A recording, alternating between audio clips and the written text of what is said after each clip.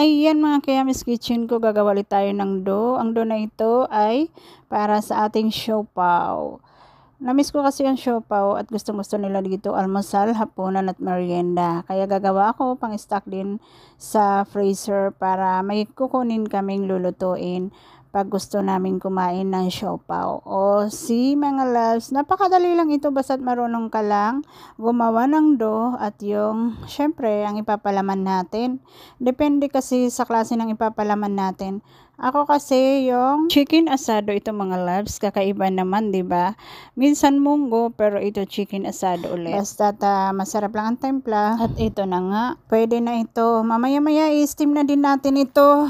At pwede na, 'di ba? O ayan, 4 na muna ang aking inunang ginawa. Unang ginawa ko, medyo bumubuka-buka pa ng konti kasi hindi maayos yung pagkasarado ko. O talagang bumuka siya kasi medyo malakas ang apoy ko. Kaya ganun ang nangyari. Pero perfect pa rin sa akin, lalo na yung timpla niya. So yummy mga loves!